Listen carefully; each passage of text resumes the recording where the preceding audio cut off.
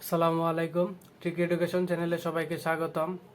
আজ আমরা অনার্স দ্বিতীয় বর্ষের প্রোগ্রামিং উইথ ফরটার্ন বইয়ের চ্যাপ্টার 7 সিরিজ প্রোগ্রাম এই অধ্যায়ের তৃতীয় ক্লাস করব। অলরেডি আমরা এই চ্যাপ্টার 7-এর দুইটি ক্লাস করিয়েছি।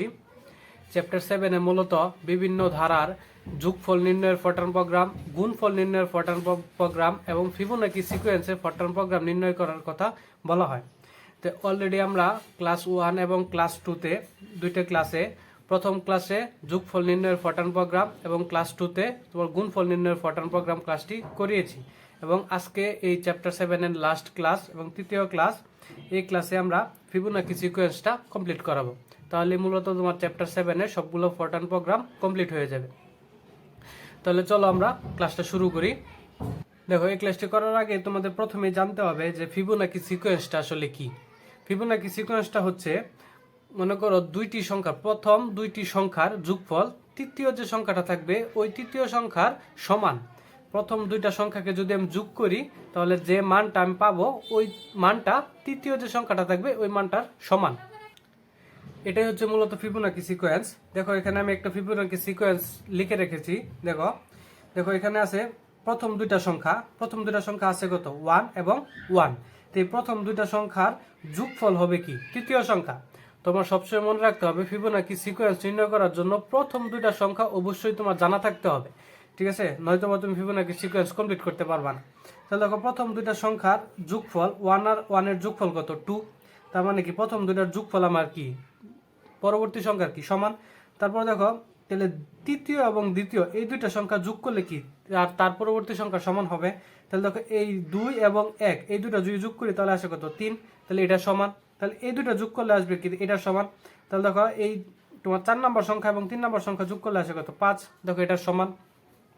তারপর দেখো, 5 নম্বর এবং 4 নম্বর সংখ্যা যদি যোগ করো তাহলে আসবে কি? এটার সমান। 5 আর 3 যোগ করলে আসে কত? 8। এটা হচ্ছে কি ফিবোনাকি সিকোয়েন্স। প্রথম দুইটা পদের যোগফল তৃতীয় পদটার কি সমান হবে। এটা হচ্ছে আমার কি ফিবোনাকি সিকোয়েন্স। তাহলে দেখো, তোমাদের সুবিধার জন্য আরো দুইটা লাইন আমি লিখছি। দেখো, তোমার ফিবোনাকি সিকোয়েন্স যখন নির্ণয় করতে বলবে তখন ওইটার জন্য ফরটার্ন প্রোগ্রাম লেখার জন্য তোমার প্রথমে আমরা যেমন তোমার ইন্টিজার বা রিয়েল সংখ্যার জন্য লিখে দিতাম ইন্টিজার, তারপর যোগফল নির্ণয় করার জন্য সাম, তারপর গুণফল নির্ণয় করার জন্য প্রড। তাহলে এটার ক্ষেত্রেও কি তোমার যদি ফিবোনাকি সিকোয়েন্স নির্ণয় করতে হয় তাহলে লিখতে হয় কি? ডাইমেনশন। যেমন ফরটার্ন প্রোগ্রাম লেখার প্রথমে লিখে দিতে হয় কি? ডাইমেনশন। এবং আমরা যে একটা ফর্মুলা ইউজ করব এই ফিবোনাকি সিকোয়েন্স নির্ণয় করার জন্য, প্রতিবার যেরকম সূত্র ব্যবহার করি, এটার ওই সূত্রটা হচ্ছে এই সূত্রটা। দেখো, এইটা হচ্ছে কি ফিবোনাকি সিকোয়েন্স নির্ণয় করার সূত্র। তাহলে দেখো, এই সূত্রটা আমরা কিভাবে আসলো এটা আমরা একটু ব্যাখ্যা করি, তোমাদের বলি। তাহলে আমাদের প্রথমে বলছিলাম যে ফিবোনাকি সিকোয়েন্স নির্ণয় করার জন্য প্রথম দুইটা পদ আমার কি করে নিতে হবে? তোমার অবশ্যই জানা থাকতে হবে। তো এরকম মনে করো আমার এখান থেকে 50টা বা 100টা বা 60টা এরকম সংখ্যার ফিবোনাকি সিকোয়েন্স নির্ণয় করতে বলা হবে। তাহলে তোমার মনে করো যত সংখ্যক ফিবোনাকি সিকোয়েন্স তোমার নির্ণয় করতে বলবে তাহলে তুমি ধরে নিলা n অফ 40, যে আমার 40টা পদের তোমার এই ফিবোনাকি সিকোয়েন্সটা নির্ণয় করতে বলা হয়েছে 40টা পদের, ঠিক আছে? তাহলে আমার প্রথম পদটা মনে করো n1, এভাবেই তো 40টা পদ যাবে। তাহলে n1 এবং nz2, এই n1 এবং n2 এই দুইটার মান আমার সবসময় কি থাকতে হবে? জানা থাকতে হবে। এই দুইটার মান, তো দেখো আমার এইটা যদি আমি ফিবোনাকি সিকোয়েন্স ধরি তাহলে এই পদ অনুযায়ী আমার প্রথম দুইটা মান কত? 1 আর এবং কি 1। এবং ফরটার্ন প্রোগ্রাম লেখার জন্য আমার এই প্রথম দুইটা পদ তোমার ডিক্লেয়ার করে দিতে হবে। এমন হইতে পারে তোমার প্রশ্নের মাঝে বলে দিল 13, 19 এরপর থেকে ফিবোনাকি সিকোয়েন্স নির্ণয় করার জন্য, তখন আমার এই 8 এবং 13 পর থেকে ফিবোনাকি সিকোয়েন্স নির্ণয় করার জন্য, তাহলে তখন আমার n1 টি কি হবে? 8 এবং এই 13টা কি হয়ে যাবে? n2। আশা করি তোমরা বুঝতে পারছো। তাহলে দেখো, তাহলে আমি প্রথম হচ্ছে কি n1 এবং কি n2, তাহলে এরপরেরটা n3, এই মানটা আবার কি নির্ণয় করতে হবে। তাহলে দেখো, এই মানটা নির্ণয় করার জন্য আমার শর্তটা কি ছিল? দেখো, প্রথম দুইটা পদের কি যোগফল, তার মানে কি এই n2 যোগ n1 না? দেখো তো একটু লক্ষ্য করে, এই n3টা যে বের হবে তো প্রথম দুইটা পদের যোগফল না? তো এটা আমার দ্বিতীয় পদের কি প্রথম পদ। তাহলে আমি লিখলাম n2 প্লাস n1, মানে প্রথম দুইটা যে পদ আছে এই দুইটা পদকে আমি যোগ করলাম, তাহলে তো আমি কি n3 পাবো। তাহলে প্রথম পদটা এই ধারা অনুযায়ী, তাহলে দেখো এই n2 কত আমার 1 এবং n1 কত? প্লাস 1। তাহলে ইকুয়াল টু কি 2। তো 3 নাম্বার পদটা আমার কত 2। সেম প্রসেসে দেখো n4 মানে পরবর্তী 4 নাম্বার পদটা আমি যদি নির্ণয় করতে চাই তাহলে কি তৃতীয় পদ এবং কি দ্বিতীয় পদের কি যোগফল। তাহলে তৃতীয় পদটা এখন আমার কত 2 না, তাহলে আমরা লিখে দিই দেখো n3 প্লাস n2 মানে তৃতীয় নাম্বার পদ এবং দ্বিতীয় নাম্বার পদের যোগফলই হবে কি চতুর্থ নাম্বার পদ। তাহলে দেখো n3টা এখন কত আমার 2 না, তো 2 প্লাস এবং n1টা কত n2টা কত 1, তাহলে এখন মাস আছে কত 3। ঠিক সেম প্রসেসে দেখো n5 দেখো, তাহলে n5 এর মানটা বের করার জন্য আমরা কিভাবে করতে হবে n4 প্লাস n3 এই মানের এই দুটো যোগ করলেই তো আমরা n5 পাবো। তাহলে n4 এর মানটা কত এখন 3 প্লাস n3 এর মানটা কত আমরা পাইছি এখানে কত 2, তো এখন দেখো 5। দেখো আমি কিন্তু সিরিয়াল অনুযায়ী পাইতেছি মানগুলা। দেখো এখন এটার একটা জিনিস লক্ষ্য করো, এখানে কত আমার n5 এর মান নির্ণয় করছি।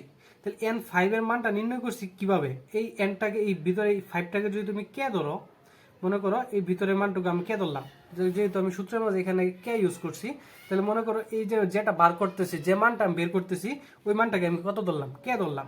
তাহলে দেখো এই যে আমি ধারাটা লিখছি এটার সাথে একটু কম্পেয়ার করি। তো দেখো এটুকু অংশ কি আমি n কে মাইনাস 1 লিখতে পারি না, কারণ কে যেহেতু 5 তাহলে এখানে আছে 4, তো এক কে থেকে 1 কম আছে না। তাহলে এই দ্বিতীয় পদটাও কি দেখো n কে মাইনাস 2, দেখো এটা কি 3 আছে মানে 5 থেকে কি 2 কম। সেম এটার ক্ষেত্রেও দেখো এইখানে যদি আমি 4টাকে যদি আমি কে ধরি তাহলে দেখো এখানে এইটুকু অংশের মাঝে দেখো n কে মাইনাস 1 4 থেকে 1 কম আছে প্লাস n এই যে এইটুকু অংশের জন্য n কে মাইনাস 2। দেখো প্রতিবার কি এই সেম সূত্রটা পড়তেছে না, দেখো এই সূত্রটা যেহেতু প্রতিবার পড়তেছে তাই তোমাদের সুবিধার জন্য এই ফর্মুলাটাকে আমি সূত্র আকারে এখানে তোমাদের সুবিধার জন্য লিখে দিয়েছি ফার্স্টে। তো তোমরা এইটুকু অংশ স্টপ করে খাতার মাঝে নোট করে রাখো যে ফিবোনাকি সিকোয়েন্স থাকলে এইরকম ভাবে আমার প্রসেসটা কমপ্লিট করতে হবে। আশা করি তোমরা বুঝতে পারছো এই সূত্রটা। চলো এখন আমরা তোমাদের এই ফিবোনাকি সিকোয়েন্সের একটা অঙ্ক সমাধান করি, তাহলে তোমরা আরো সহজেই এই ফিবোনাকি সিকোয়েন্স সম্পর্কে বুঝতে পারবা। তো চলো আমাদের বইয়ের একটা অঙ্ক সমাধান করি। দেখো আমার বইয়ের 52 নাম্বার অঙ্ক 52, হয়তোবা নতুন এবং পুরাতন বইয়ের পার্থক্যের জন্য উদাহরণ নাম্বারটা চেঞ্জ হইতে পারে। তুমি যে তোমার যে ডাকটা আছে এই ডাকটা অনুযায়ী তোমার বইয়ের সাথে তোমার এই প্রবলেম নাম্বারটা মিলিয়ে নিবা। দেখো আমার এই প্রবলেম নাম্বার 52তে কি বলা আছে, যদি ফিবোনাকি সিকোয়েন্স 1 1 2 3 5 8 একটা ফিবোনাকি সিকোয়েন্স দেয়া আছে, যদি ফিবোনাকি সিকোয়েন্স হয় এবং যে কোনো পদ উহার পূর্ববর্তী দুইটি পদের যোগফলের সমান হয়, মানে প্রথম দুইটা পদের যোগফল তৃতীয় পদের কি সমান হয়, তবে ফিবোনাকি সিকোয়েন্সের প্রথম 40টি পদ বাহির করার জন্য একটি প্রোগ্রাম লিখো। মানে ফিবোনাকি সিকোয়েন্সের প্রথম 40টা পদ নির্ণয় করার জন্য একটি ফর্টান প্রোগ্রাম লিখতে বলা হয়েছে। দেখো এটা তোমাদের জন্য খুবই ইম্পর্টেন্ট। দেখো এটা 98, 2003, 11 এবং 2016 সালেও আসছে। তাহলে দেখো এই অঙ্কটা আমরা সমাধান করি। দেখো এটা একটা আমি খাতায় তুললাম, এখন আমি এটা কি সমাধান করি। তো তোমাদের আমি প্রথমেই বলছি ফিবোনাকি সিকোয়েন্স থাকলে কি দিয়ে লেখা শুরু করতে হবে ডাইমেনশন। দেখো তাহলে আমরা প্রথমে লিখে দিই ডাইমেনশন DIMENSION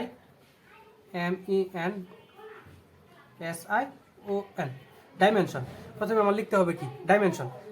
তো ডাইমেনশন লেখার পর এখন আমাদের একটা কাজ করতে হবে যে ডাইমেনশনের পাশে আমাদের লিখে দিতে হবে যে কতগুলো পদের জন্য ফিবোনাকি সিকোয়েন্সটা তোমাদের নির্ণয় করতে বলা হয়েছে। তো যেহেতু 40টা পদের জন্য ফিবোনাকি সিকোয়েন্স নির্ণয় করতে বলা হয়েছে তাহলে আমরা লিখে দিলাম N40। এই N40 এটাকে বলা হয় অ্যারে ভেরিয়েবল, এটা অ্যারে ভেরিয়েবলের কাজ। তখন চ্যাপ্টার 2তে যখন আমি পড়াইছিলাম তখন এই অ্যারে ভেরিয়েবল সম্পর্কে একটা ধারণা দিছিলাম। মূলত তোমরা যারা এই পূর্ববর্তী ক্লাসটা করো নাই তারা অবশ্যই পূর্ববর্তী ক্লাসটা করবা, তাহলে আমার এই ক্লাসটা আরও বুঝতে তোমাদের সুবিধা হবে। আমি মূলত তোমাদের কোর্স আকারে এই ফার্স্ট অধ্যায় থেকে শুরু করে সিরিয়াল ওয়াইজ প্রতিটা অধ্যায় আমি কমপ্লিট করাই যেতেছি। কারণ এখন যদি মাঝখান থেকে দেখো তাহলে হয়তো বা মাঝখান থেকে একটু বুঝতে কষ্ট হবে, প্রথম থেকে দেখে আসলে তাহলে কমপ্লিটলি বুঝতে পারবা। তো এই N14 দ্বারা আমার কতগুলো পদের জন্য নির্ণয় করতে বলা হয়েছে এটা আমি কি লিখে দিলাম। তো N14 তারপরে আমাদের লিখে দিতে হবে কি তোমার প্রথম ভ্যালু এবং কি সেকেন্ড ভ্যালু। তাহলে আমি লিখে দিই N1। তো আমার এই N1 সমান সমান আমার এই ধারাতে N1 আমার মানটা কত 1 এবং N2 মানটা কত 1, এই দুটার মানে কি আমার 1। দেখো এখানে আমার যে প্রশ্ন বলা ছিল এখানে কত 1 এবং 1, তাই আমার প্রথম দুইটা মানেই আমার কত 1। এখন আমাদের কি শর্তগুলা দিয়ে দিতে হবে। তাহলে আমরা যেহেতু শর্তটা দিব তাহলে ডো লুপের ভিতরে ঢুকি, তো ডো লুপ ডো, তারপর আমার কি লেভেল নাম্বার দিতে হয়, তো লেভেল নাম্বার দিলাম মনে করো আমি 10, এই দিলাম কি লেভেল নাম্বার। তো লেভেল নাম্বার দেওয়ার পরে এখন আমার কাজটা কি থাকে, যে কোনো একটা ইন্টিজার ভ্যালু ইন্টিজারের দিয়া তোমার কি ভ্যালু নিতে হয়। তাহলে আমি মনে করো ধরে নিলাম এটা কি কে, কে ইজ ইকুয়াল টু, এখন আমার কি এখানে আমার লিখতে হয় কি ফার্স্ট ভ্যালু, তারপরে লিখতে হয় কি ফাইনাল ভ্যালু, তারপরে লিখতে হয় কি আমার ইনক্রিজিং ভ্যালু।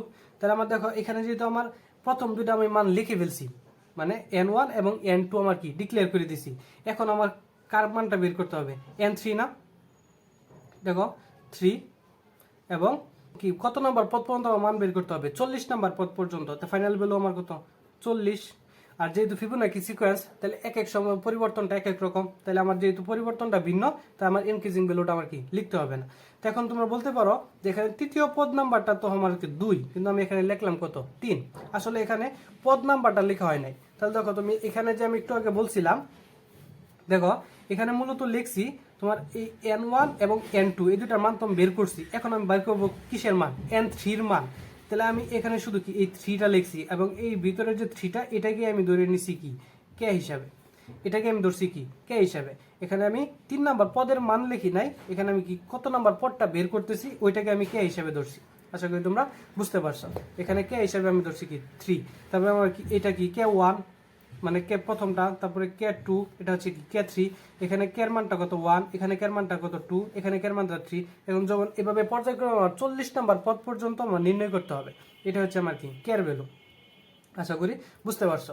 তারপর দেখো আমরা এখন আমাদের কি সূত্রটা অ্যাপ্লাই করতে হবে। তো সূত্রটা অলরেডি আমি তোমাদের কি বলে দিছি, এই যে সূত্রটা এটা কিন্তু অলরেডি আমার কি বলে দেওয়া আছে, এবং এই সূত্রটা কিভাবে আসছে এটাও আমি ব্যাখ্যা করে তোমাদের বুঝিয়ে দিছি। এখন আমি এই ফর্মুলাটা শুধু কি অ্যাপ্লাই করব, এই সূত্রটা আমরা এখন বসাই।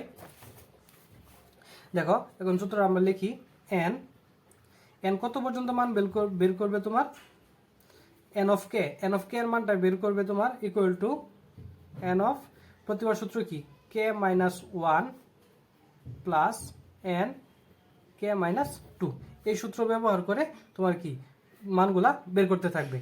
তো এটা কতক্ষণ পর্যন্ত কন্টিনিউ হবে, তো ডোল লুপটা আমি ক্লোজ করে দেই, এখানে লেভেল নাম্বার দিলাম 10 এবং কি কন্টিনিউ।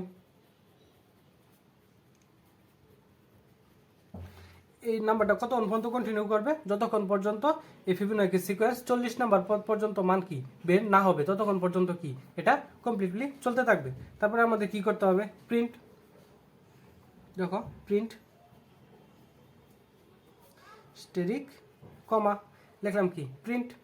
হ্যাঁ এখন আমাদের কি প্রিন্ট করবে, প্রিন্টটা করবে কি এন অফ কে, এই এন অফ কেটা কি আমার যে ফিবোনাকি সিকোয়েন্সটা আছে প্রথম পদ থেকে 40টা পদ পর্যন্ত যে ধারাবাহিক ফিবোনাকি সিকোয়েন্সটা আছে ওই ধারাবাহিক ফিবোনাকি সিকোয়েন্সটা কি আমার প্রিন্ট করবে। তাহলে আমার মূলত প্রিন্টটা কি করতেছে এন অফ কে, এই এন অফ কেটা প্রিন্ট করবে যেখানে কে এর ভ্যালুটা শুরু হইতেছে কি ফার্স্ট ভ্যালু হচ্ছে 1 এবং লিমিট আমার কত পর্যন্ত 40, এই এন এর মানটা আমার শো করবে প্রথম মান 1 থেকে শুরু করে 40 পর্যন্ত, এই জিনিসটা আমার কি করবে প্রিন্ট করবে।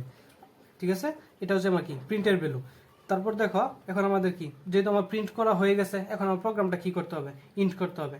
তাহলে লিখি স্টপ ইন্ট, স্টপ ইন্ট। এখন আরেকটা জিনিস তুমি লক্ষণীয়, যদি তোমার এখানে তোমার কোনো ধরনের শর্ত দেওয়া থাকে, যেমন আমরা যোগফল বা বিয়োগফল নির্ণয় করার জন্য আমাদের ডেসিমেলের পরে 4টা ঘর বা 5টা ঘর এরকম শর্ত দেওয়া ছিল, যদি তোমার ফিবোনাকি সিকোয়েন্সের ক্ষেত্রে এরকম যদি বলে দেয় যে একটা সারিতে 6টি সংখ্যা বা একটি সারিতে 5টি সংখ্যা ব্যবহার করতে পারবা, তাহলে ওইটার জন্য তোমার ফরম্যাট আকারে লিখে দিতে হবে যে তোমার যতগুলা সব পদ বলবে অতগুলা, মানে 5টা পদ বললে 5i বা 6টা সারিতে 6টা সংখ্যা বললে কি 6i, এভাবে আমাদের কি লিখতে হবে। চলো আরেকটি অঙ্ক দেখি, তাহলে ওই যে ফরম্যাটের যে বিষয়টা যে একটা সারিতে 6টা বা 5টা পদ লিখতে হবে, তো ওই জিনিসটা আমাদের ক্লিয়ার করে দেই, তাহলে তোমাদের মূলত ফিবোনাকি সিকোয়েন্সটা কি কমপ্লিট।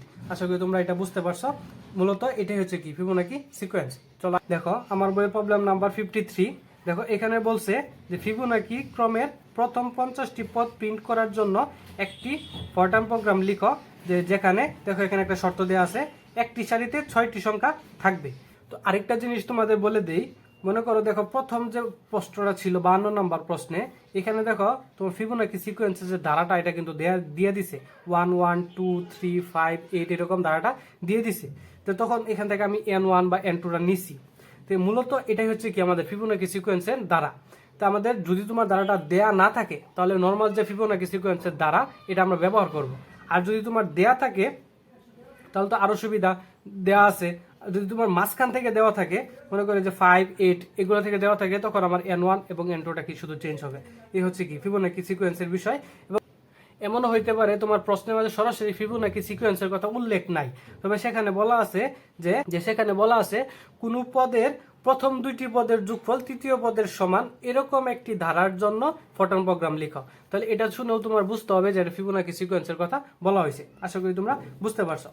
তাহলে দেখো এই প্রশ্নের মধ্যে আমাদের নতুন কি, খালি একটি সারিতে ছয়টি সংখ্যা থাকবে, এই জিনিসটাই কি নতুন। তো বাকি সবটাই কি সেম। দেখো আমি প্রথমে দেখো শুরু করলাম ডাইমেনশন n, দেখো এখানে কি 50টা পদ লেখা বলা হয়েছিল, তো n 50, তাহলে n1 এর মান 1 এবং n2 এর মানও কত 1। তারপর ডো লুপের ভিতরে আমার কি 3 থেকে বা তৃতীয় পদ থেকে 50টা পদের জন্য আমার নির্ণয় করতে হবে, এবং ভিতরে কি আমি সূত্রটা অ্যাপ্লাই করলাম, আর কোনো চেঞ্জ নাই, শুধু কি ডাইরেক্ট সরাসরি সূত্রটা লিখলাম। তো সূত্রটা অ্যাপ্লাইয়ের পরে এখানে দেখো ইনডো দিছে।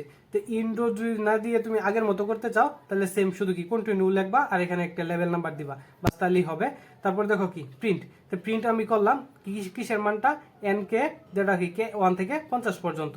এখন যেহেতু আমার বলছিলাম যদি কোনো ফরম্যাটের কথা বলে থাকে শুধু ওই ফরম্যাটটা অ্যাড করবা।